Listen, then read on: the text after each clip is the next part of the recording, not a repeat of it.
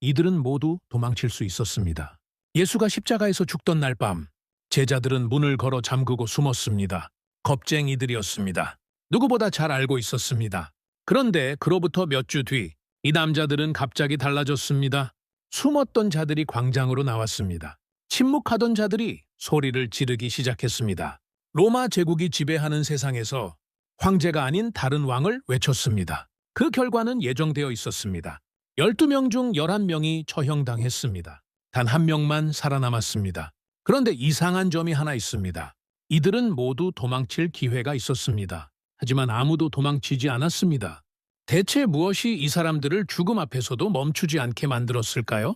지금부터 12명의 이야기를 하나씩 꺼내겠습니다. 서기 30년대 로마 제국은 지중해 전체를 지배하고 있었습니다. 인구 6천만 명, 지배 영토 500만 제곱킬로미터, 역사상 가장 강력한 제국 중 하나였습니다. 이 제국에서 황제는 단순한 권력자가 아니었습니다. 신이었습니다. 황제에게 제사를 드리는 것은 단순한 종교 행위가 아니라 국가에 대한 충성 서약이었습니다. 거부하면 반역이었습니다. 유대인들은 오랫동안 예외를 인정받았습니다. 그들만의 신을 믿는 민족으로 로마와 타협해왔습니다. 그런데 기독교인들은 달랐습니다. 이들은 유대인도 아니었고 로마의 신도 인정하지 않았습니다.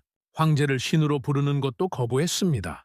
로마 입장에서 이들은 정치적으로 위험한 집단이었습니다. 서기 64년 네로 황제가 로마 대화제의 책임을 기독교인에게 돌리면서 본격적인 박해가 시작됩니다. 기독교인이라는 사실만으로 체포되고 처형될 수 있었습니다. 원형 경기장에서 사자밥이 되었고 십자가에 못 박혔고 산채로 불태워졌습니다. 이런 세상에서 12명의 남자들은 걸어 나갔습니다. 가장 먼저 쓰러진 사람은 세베대의 아들 야고보였습니다. 야고보는 어부였습니다. 갈릴리 호숫가에서 그물을 던지던 평범한 사내였습니다. 아버지 세베대와 함께 일하던 날 예수가 다가와 말했습니다. 나를 따라오라. 야고보는 그물을 내려놓았습니다. 아버지도 배도 두고 떠났습니다. 그는 예수의 가장 가까운 3명 중 하나였습니다. 베드로 그리고 동생 요한과 함께 예수가 가장 중요한 순간마다 곁에 불렀던 사람이었습니다. 변화산에서 예수의 모습이 빛나게 변할 때 야고보가 거기 있었습니다. 겟세마네 동산에서 예수가 마지막 기도를 드릴 때 야고보가 거기 있었습니다. 예수가 십자가에서 죽고 부활했다고 믿게 된 뒤 야고보는 예루살렘에서 복음을 전하기 시작했습니다. 그의 목소리는 점점 커졌습니다. 따르는 사람들이 늘어났습니다. 그것이 문제였습니다. 서기 44년 헤롯 아그리파 1세가 기독교 지도자들을 탄압하기 시작했습니다. 야고보가 체포되었습니다. 재판은 짧았습니다. 판결은 간단했습니다. 참수형이었습니다. 12제자 중 가장 먼저 그리고 성경에 기록된 유일한 순교자가 이렇게 죽었습니다. 그런데 전해지는 이야기가 하나 있습니다. 야고보를 고발한 사람이 처형장으로 끌려가는 야고보의 모습을 보고 그 자리에서 무릎을 꿇었다고 합니다. 자신도 기독교인이라고 선언했습니다. 두 사람은 나란히 목이 잘렸습니다. 야고보의 죽음이 만들어낸 첫 번째 연쇄 반응이었습니다. 베드로는 12제자 중 가장 유명한 이름입니다. 하지만 그는 시작부터 영웅이 아니었습니다. 본래 이름은 시몬이었습니다. 갈릴리 호숫가에서 물고기를 잡던 어부였습니다. 예수를 만난 뒤 새 이름을 받았습니다. 베드로, 반석이라는 뜻이었습니다. 예수는 말했습니다. 이 반석 위에 내 교회를 세우겠다. 하지만 베드로는 오랫동안 그 이름에 걸맞지 않았습니다. 예수가 체포되던 날 밤, 베드로는 3번 예수를 모른다고 부인했습니다. 닭이 울기 전에 3번이었습니다. 그리고 도망쳤습니다. 그런데 부활한 예수를 만난 뒤 베드로는 완전히 다른 사람이 되었습니다. 예루살렘 광장에 서서 소리쳤습니다. 수천 명이 그 자리에서 돌아섰습니다. 그는 소아시아 각지를 돌며 복음을 전했습니다. 결국 제국의 심장 로마까지 들어갔습니다. 네로 황제의 박해가 절정에 달하던 시기였습니다. 베드로는 체포되었습니다. 처형 명령이 내려졌습니다. 십자가형이었습니다. 그때 베드로가 말했습니다. 나는 내 주님과 같은 방식으로 죽을 자격이 없습니다. 거꾸로 매달아 달라고 요청했습니다. 로마 병사들은 그 요청을 들어주었습니다. 베드로는 머리를 아래로 향한 채 십자가에 못 박혀 죽었습니다. 한때 3번 모른다고 했던 그 사람이 마지막 순간에 이런 선택을 했습니다. 도망쳤던 자가 스스로 거꾸로 매달리는 것을 택했습니다. 반석이라는 이름이 죽음 앞에서 완성되었습니다. 안드레는 베드로의 형이었습니다. 하지만 역사는 항상 동생을 먼저 기억했습니다. 베드로의 형, 그것이 안드레에게 붙은 가장 흔한 수식어였습니다. 그러나 안드레는 누구보다 먼저였습니다. 예수의 제자 중 가장 먼저 예수를 따른 사람이 안드레였습니다. 세례 요한의 제자였던 안드레는 요한의 입에서 예수에 대한 말을 듣고 직접 찾아갔습니다. 그리고 동생 베드로에게 달려가 말했습니다. 우리가 메시아를 찾았다. 안드레가 베드로를 예수에게 데려왔습니다. 역사상 가장 중요한 소개였습니다. 예수가 죽고 부활한 뒤 안드레는 동생과 다른 길을 걸었습니다. 베드로가 로마로 향할 때 안드레는 동쪽과 북쪽으로 나아갔습니다. 흑해 연안을 따라 복음을 전했습니다. 지금의 터키, 우크라이나, 러시아 지역까지 걸어 들어갔습니다. 그리고 마지막으로 그리스에 도착했습니다. 도시 이름은 파트라스였습니다. 그곳의 총독 아이게아스가 안드레의 활동을 주시하고 있었습니다. 총독의 아내가 기독교인이 되었습니다. 총독의 형제도 기독교인이 되었습니다. 아이게아스는 분노했습니다.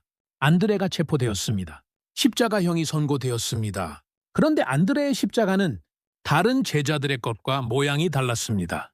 X자 형태였습니다. 전해지는 이야기에 따르면 안드레는 십자가를 보고 기뻐했다고 합니다. 이틀 동안 십자가에 매달린 채 지나가는 사람들에게 복음을 전했습니다.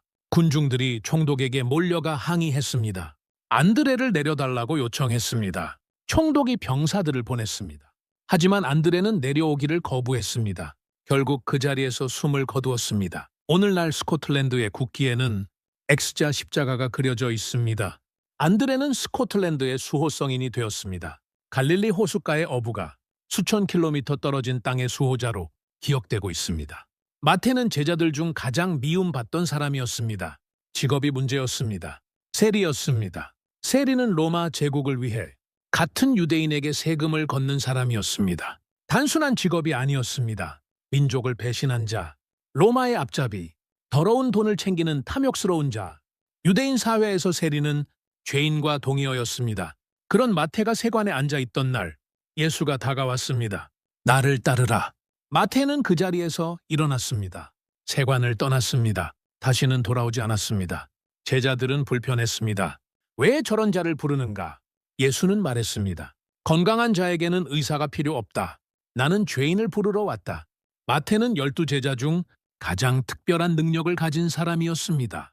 글을 쓸 줄 알았습니다. 세리는 로마의 언어와 문화를 익혀야 했습니다. 숫자를 다루고 기록을 남기는 것이 일이었습니다. 예수가 죽고 부활한 뒤 마태는 그 기억을 글로 남겼습니다. 마태복음이었습니다. 12 제자 중 직접 복음서를 쓴 사람은 마태와 요한뿐이었습니다. 글을 쓴 뒤 마태는 길을 떠났습니다. 페르시아를 지나 에티오피아까지 들어갔습니다. 지금의 아프리카 대륙이었습니다. 그곳에서 복음을 전했습니다. 사람들이 모여들었습니다. 공동체가 생겨났습니다. 그리고 체포되었습니다. 처형 방식에 대해서는 기록마다 차이가 있습니다. 창에 찔려 죽었다는 기록이 있고 도끼에 맞아 죽었다는 기록도 있습니다. 한 가지는 분명합니다. 마태는 에티오피아 땅에서 돌아오지 않았습니다. 한때 민족의 배신자로 불리던 사람이 아프리카 대륙 끝까지 걸어 들어가 그 땅에 뼈를 묻었습니다. 죄인이라 불리던 자가 역사상 가장 많이 읽히는 책 중 하나를 썼습니다. 바돌로메는 12 제자 중 가장 적게 기록된 사람입니다. 성경에서 그의 이름은 명단에 등장하는 것이 전부입니다. 말 한마디 행동 하나 제대로 기록된 것이 없습니다. 그러나 그가 죽은 방식은 12 제자 중 가장 잔혹했습니다. 바돌로메는 나다넬이라고도 불렸습니다. 처음 예수를 만났을 때 그는 냉소적인 사람이었습니다. 친구 빌립이 달려와 말했습니다. 메시아를 찾았다. 나사렛 예수다. 바돌로메는 비웃었습니다. 나사렛에서 무슨 선한 것이 나올 수 있겠느냐. 그러나 예수를 직접 만난 순간 그는 완전히 무너졌습니다. 예수가 말했습니다. 빌립이 너를 부르기 전에 네가 무화과나무 아래 있을 때 내가 보았다. 바돌로메는 그 자리에서 선언했습니다. 당신은 하나님의 아들입니다. 냉소가 무너지는데 단 한 문장이면 충분했습니다. 예수가 죽고 부활한 뒤 바돌로메는 가장 멀리 떠난 제자 중 하나였습니다. 인도까지 들어갔다는 기록이 있습니다. 아르메니아까지 걸어 들어갔다는 기록도 있습니다. 지금의 터키, 이란, 아르메니아 지역을 돌며 복음을 전했습니다. 아르메니아에서 수많은 사람들이 돌아섰습니다. 왕의 형제까지 기독교인이 되었습니다. 그것이 바돌로메의 사형 선고였습니다. 아르메니아의 왕 아스티아게스가 분노했습니다. 체포 명령이 내려졌습니다. 처형이 시작되었습니다. 단순한 죽음이 아니었습니다. 살가 죽을 산채로 벗겼습니다. 온몸의 피부가 벗겨진 채 바돌로메는 십자가에 거꾸로 못 박혔습니다. 어떤 기록에는 참수까지 당했다고 나옵니다. 오늘날 바돌로메는 아르메니아 교회의 수호성인입니다. 아르메니아는 세계 최초로 기독교를 국교로 선포한 나라가 되었습니다. 서기 31년의 일이었습니다. 바돌로메가 그 씨앗을 뿌렸습니다. 살가죽이 벗겨진 채 죽은 사람이 한 나라의 종교를 바꿨습니다. 도마는 의심쟁이였습니다. 그것이 역사가 그를 기억하는 방식입니다. 의심하는 도마, Doubting Thomas. 2000년이 지난 지금도 영어에서 믿지 못하는 사람을 가리킬 때 도마의 이름이 쓰입니다. 예수가 부활했다는 소식이 전해졌을 때 도마는 그 자리에 없었습니다. 다른 제자들이 달려와 말했습니다. 우리가 주님을 보았다. 도마는 고개를 저었습니다. 내가 그의 손에 못자국을 보고 내 손가락을 그 못자국에 넣어보고 내 손을 그의 옆구리에 넣어보지 않고는 믿지 않겠다. 8일 뒤였습니다. 예수가 다시 나타났습니다. 도마에게 직접 말했습니다. 내 손가락을 내밀어 내 손을 보고 내 손을 내밀어 내 옆구리에 넣어보라. 믿음 없는 자가 되지 말고 믿는 자가 되라. 도마는 무너졌습니다. 나의 주님이시오 나의 하나님이시니이다. 예수가 말했습니다. 너는 나를 본 고로 믿느냐? 보지 못하고 믿는 자들은 복되도다. 도마는 이후 가장 멀리 떠난 제자가 되었습니다. 다른 제자들이 지중해 연안을 돌 때 도마는 동쪽으로 걸어 들어갔습니다. 페르시아를 지나쳤습니다. 계속 동쪽으로 나아갔습니다. 인도까지 들어갔습니다. 지금의 인도 남부 케랄라 지방이었습니다. 그곳에서 도마는 7개의 교회를 세웠습니다. 인도의 왕족과 귀족들이 기독교인이 되었습니다. 오늘날 인도에는 도마 기독교인이라 불리는 공동체가 있습니다. 2000년 동안 이어진 신앙의 흔적입니다. 그러나 모든 사람이 환영한 것은 아니었습니다. 힌두교 사제들이 도마의 활동에 위협을 느끼기 시작했습니다. 서기 72년, 도마는 인도 남부 첸나이 근처 성 토마스 산에서 기도하고 있었습니다. 장이 날아왔습니다. 도마는 그 자리에서 쓰러졌습니다. 의심하는 자로 불리던 사람이 가장 먼 곳까지 걸어 들어갔습니다. 보지 않고는 믿지 않겠다던 사람이 아무도 가지 않은 땅에서 창에 찔려 죽었습니다. 의심이 가장 깊었던 사람이 가장 멀리 갔습니다. 빌립은 질문하는 사람이었습니다. 성경에서 빌립이 등장할 때마다 그는 무언가를 묻고 있습니다. 예수가 5,000명을 먹이기 전 제자들이 당황하고 있을 때 예수가 빌립에게 물었습니다. 우리가 어디서 떡을 사서 이 사람들을 먹이겠느냐? 빌립은 계산했습니다. 200데나리온의 떡이 있어도 각 사람으로 조금씩 받게 하기에도 부족하리이다. 숫자를 먼저 떠올리는 사람이었습니다. 현실적인 사람이었습니다. 마지막 만찬 자리에서도 빌립은 손을 들었습니다. 예수가 말했습니다. 나는 길이요 진리요 생명이다. 나를 통하지 않고는 아버지께 올 자가 없다. 빌립이 물었습니다.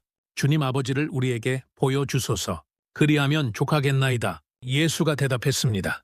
빌립아, 내가 이렇게 오래 너희와 함께 있으되 네가 나를 알지 못하느냐? 나를 본 자는 아버지를 본 것이니라. 빌립은 예수를 처음 만난 날 바로 친구 바돌로메에게 달려갔습니다. 메시아를 찾았다. 그 한마디가 바돌로메를 예수에게 데려왔습니다. 빌립은 연결하는 사람이었습니다. 예수가 죽고 부활한 뒤 빌립은 북쪽으로 향했습니다. 소아시아 지역을 돌며 복음을 전했습니다. 지금의 터키 지역이었습니다. 프리기아 히에라폴리스라는 도시에서 오랫동안 머물렀습니다. 수많은 사람들이 돌아섰습니다. 그 도시의 뱀 숭배 문화가 흔들렸습니다. 그것이 문제였습니다. 기존 종교 지도자들이 분노했습니다. 로마 총독에게 고발했습니다. 빌립이 체포되었습니다. 처형 방식은 잔혹했습니다. 발목에 갈고리가 꿰뚫렸습니다. 거꾸로 매달렸습니다. 어떤 기록에는 십자가에 못 박혔다고 나옵니다. 어떤 기록에는 거꾸로 매달린 채 돌에 맞았다고 나옵니다. 한 가지는 분명합니다.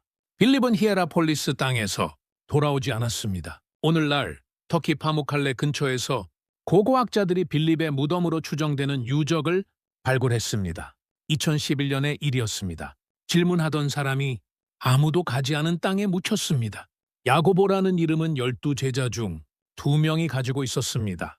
세베대의 아들 야고보는 이미 첫 번째 순교자로 기록되었습니다. 알파오의 아들 야고보는 역사에서 늘 2번째였습니다. 구별하기 위해 작은 야고보라고 불렸습니다. 키가 작았다는 설도 있고 나이가 어렸다는 설도 있습니다.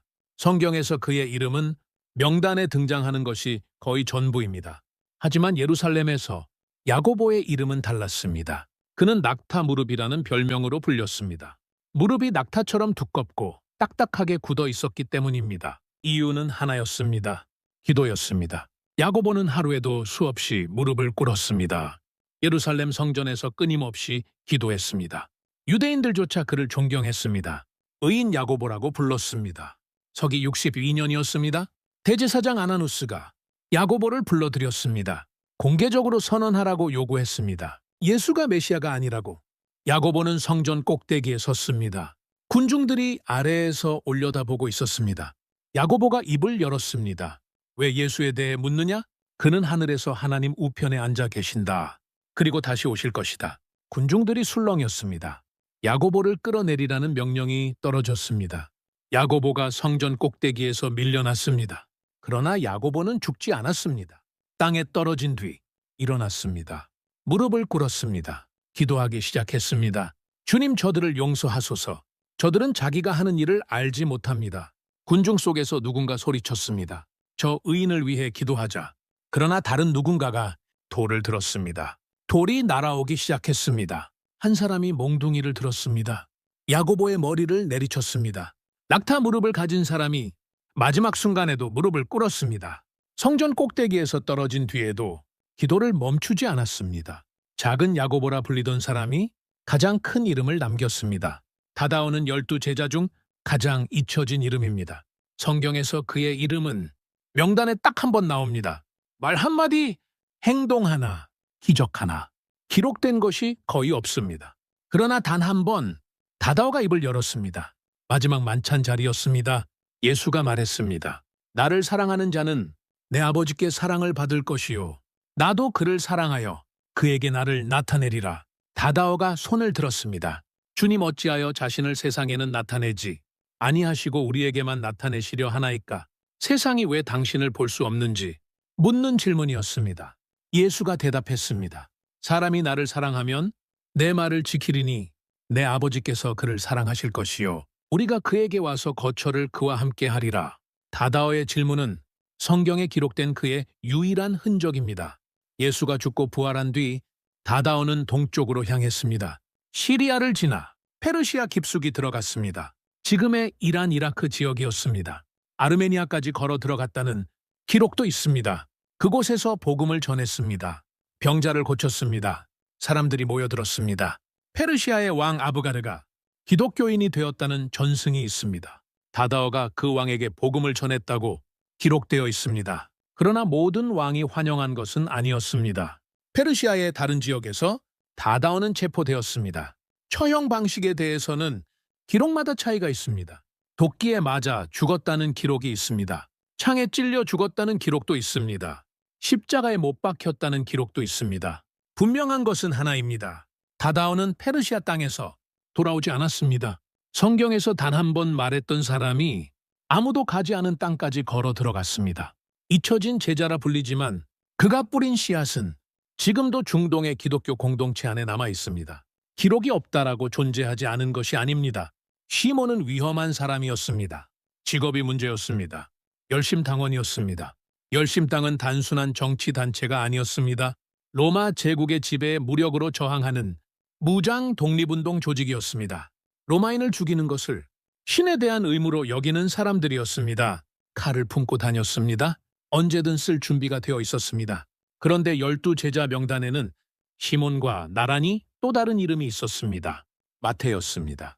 로마의 앞잡이 세리와 로마를 죽이려는 열심당원이 같은 스승 아래 앉아 있었습니다. 칼을 품은 자와 로마의 돈을 걷던 자가 같은 밥상에서 밥을 먹었습니다. 예수가 아니었다면 절대 같은 공간에 있을 수 없는 두 사람이었습니다. 성경에서 시몬은 명단에 이름이 등장하는 것이 전부입니다. 말 한마디 기록된 것이 없습니다. 그러나 예수가 죽고 부활한 뒤 시몬은 가장 멀리 떠난 제자 중 하나가 되었습니다. 전승에 따르면 시몬은 북아프리카를 지나 이베리아 반도까지 들어갔습니다. 지금의 스페인, 포르투갈 지역이었습니다. 거기서 멈추지 않았습니다. 영국까지 건너갔습니다. 로마 제국의 변방 중 변방이었습니다. 열심당원이었던 사람이 로마 제국의 땅 끝까지 걸어 들어간 겁니다. 한때 로마를 칼로 몰아내려 했던 사람이 로마가 지배하는 땅 구석구석을 발로 밟으며 복음을 전했습니다. 시몬의 죽음에 대해서도 기록마다 차이가 있습니다. 영국에서 평화롭게 죽었다는 기록이 있습니다. 페르시아에서 다데오와 함께 순교했다는 기록도 있습니다. 톱으로 몸이 잘렸다는 전승도 있습니다. 십자가에 못 박혔다는 기록도 있습니다. 분명한 것은 하나입니다. 칼을 품고 다니던 사람이 칼 대신 말을 들었습니다. 로마를 무너뜨리려 했던 사람이 로마가 지배하는 땅 끝까지 걸어 들어가 다른 방식으로 세상을 바꾸려 했습니다. 열심당원이라는 이름은 예수를 만난 뒤에도 바뀌지 않았습니다. 다만 그 열심의 방향이 완전히 달라졌습니다. 마티아는 원래 12제자가 아니었습니다. 그의 이름은 가룟 유다가 죽고 나서야 역사에 등장합니다. 가룟 유다는 은전 30립에 예수를 팔았습니다. 예수가 체포되고 십자가에 못 박히자 유다는 은전을 성전에 던지고 스스로 목을 매달았습니다.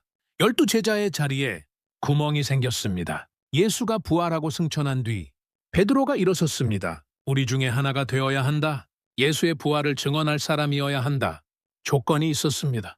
예수가 세례를 받던 날부터 부활하던 날까지 처음부터 끝까지 함께했던 사람이어야 했습니다. 두 사람이 후보로 올랐습니다.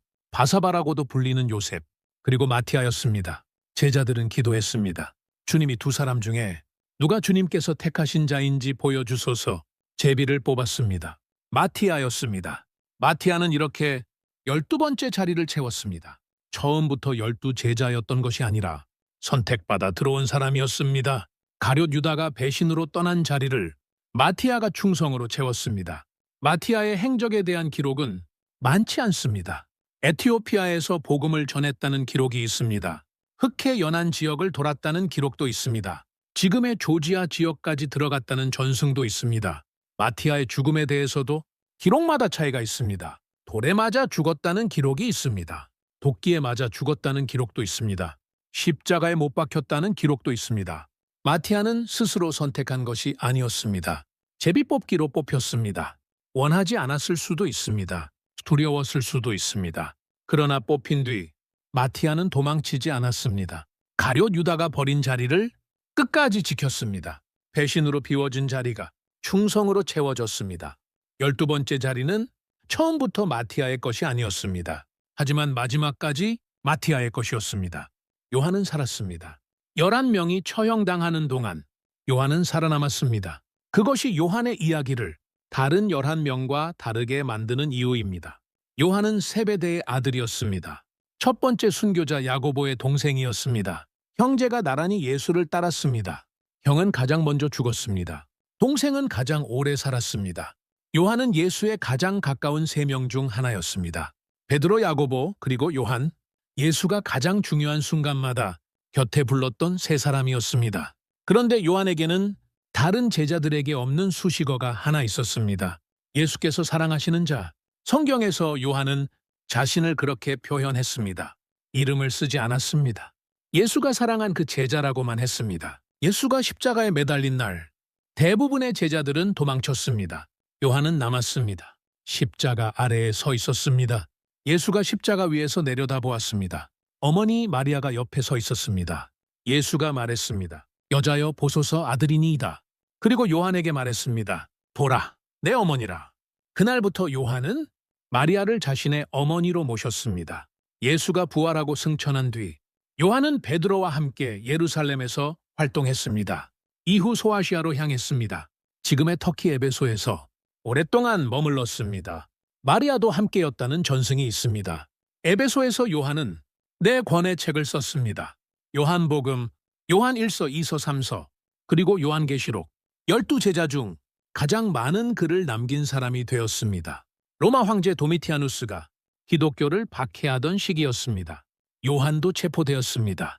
처형 명령이 내려졌습니다. 끓는 기름이 담긴 가마솥이 준비되었습니다. 요한이 그 안에 던져졌습니다. 그러나 요한은 죽지 않았습니다. 기름이 끓어오르는 가마솥 안에서 요한은 살아나왔습니다. 당황한 로마는 저형 대신 유배를 선택했습니다. 에게해의 작은 섬 반모섬이었습니다. 요한은 그 섬에서 환상을 보았습니다. 기록했습니다.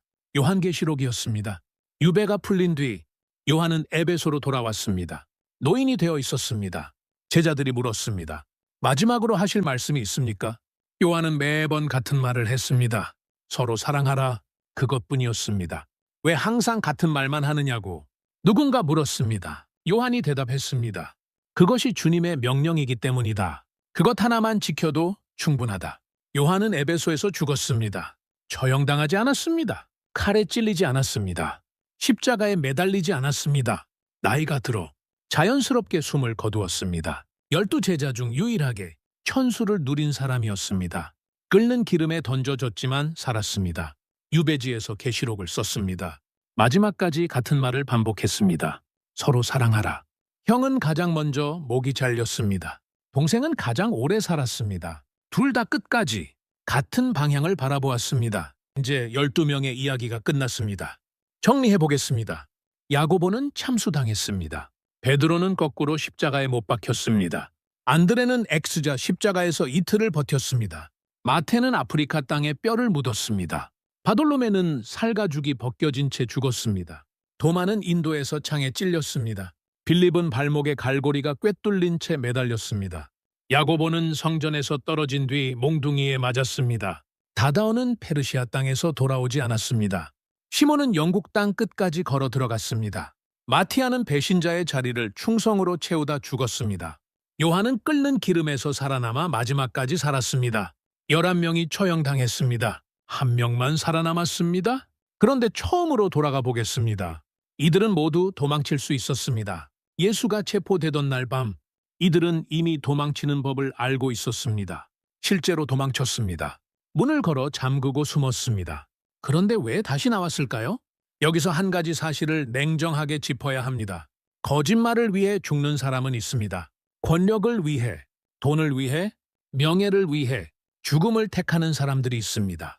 그러나 자신이 거짓말인 줄 알면서 그것을 위해 죽는 사람은 없습니다. 이 12명은 예수의 부활을 직접 보았다고 주장했습니다. 그 주장을 철회하면 살 수 있었습니다. 베드로에게, 안드레에게, 바돌로메에게, 도마에게 한 번만 아니라고 말하라. 한 번만 포기하라. 그랬다면 살았습니다. 아무도 그렇게 하지 않았습니다. 역사가들은 이 사실을 주목합니다. 사기꾼은 이익이 사라지면 자백합니다. 겁쟁이는 위협 앞에서 무너집니다. 그런데 이 남자들은 이익도 없고 카리목 앞에 있는 상황에서도 같은 말을 반복했습니다. 우리는 부활한 예수를 보았다. 어부였습니다. 세리였습니다. 열심당원이었습니다. 의심쟁이였습니다. 냉소주의자였습니다. 평범한 사람들이었습니다. 아니, 평범하지도 않았습니다. 겁쟁이들이었습니다. 예수가 체포되던 날 밤 도망쳤던 사람들이었습니다. 그런데 그 사람들이 인도까지, 영국까지, 아프리카까지, 페르시아까지 걸어 들어갔습니다. 무엇이 이 사람들을 바꿨을까요? 그 질문의 답을 역사는 아직도 논쟁하고 있습니다. 그러나 한 가지는 분명합니다. 이들은 자신이 본 것을 끝까지 철회하지 않았습니다. 죽음 앞에서도 같은 말을 했습니다. 오프닝에서 던진 질문으로 돌아가겠습니다. 대체 무엇이 이 남자들을 죽음 앞에서도 멈추지 않게 만들었을까요? 그 답은 각자의 몫으로 남겨두겠습니다. 12명의 이야기는 끝났습니다. 하지만 그들이 걸어간 길의 흔적은 2000년이 지난 지금도 지워지지 않았습니다. Amen.